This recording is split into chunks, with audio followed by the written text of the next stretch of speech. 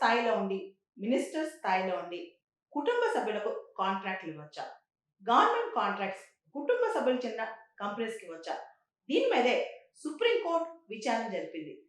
Arunachal Pradesh chief minister Pema Khandu ఆయన మీద అనేక అభియోగాలున్నాయి. ఆయన చీఫ్ మినిస్టర్‌గా పనిచేస్తూ తన కుటుంబ సభ్యులకే కాంట్రాక్ట్‌లు ఇచ్చారని దాదాపు 1270 కోట్లు వేరే కాంట్రాక్టు తమ కుటుంబ సభ్యులకి ఇచ్చారని చెప్పి కూడా ఆరోపణలున్నాయి. దీని మీద సుప్రీం కోర్ట్ ప్రత్యేకంగా సిబిఐ విచారణ చేయిస్తోంది. 2015 నుంచి 2025 మధ్య ఏ కాంట్రాక్ట్‌లు ఆయన కుటుంబ సభ్యులకెళ్ళింది? ఏ విధంగా ఎళ్ళింది? ఆ టెండర్ ప్రాసెస్ ఏంటి? దీని మీద పూర్తి స్థాయి విచారణ జరగాలని కూడా చెప్తున్నారనమాట. మనకు తెలుసు నెపోటిజం, ఫేవరెటిజం ఎవరైతే అధికారంలో ఉంటారో వాళ్ళకి అనేక కాంట్రాక్ట్‌లు కట్టబెడతా ఉంటారనమాట. ముఖ్యంగా డైరెక్ట్‌గా వాళ్ళు కాకపోయినా వాళ్ళ బంధువులు, చుట్టాలు, ఫ్రెండ్స్ వాళ్ళ పేరు మీద చాలా ట్రాన్సాక్షన్స్ జరుగుతుంటాయి. చాలా వరకు గవర్నమెంట్ కాంట్రాక్ట్స్ అన్నీ కూడా వాళ్ళకి ఎళ్తా ఉంటాయన్నమాట.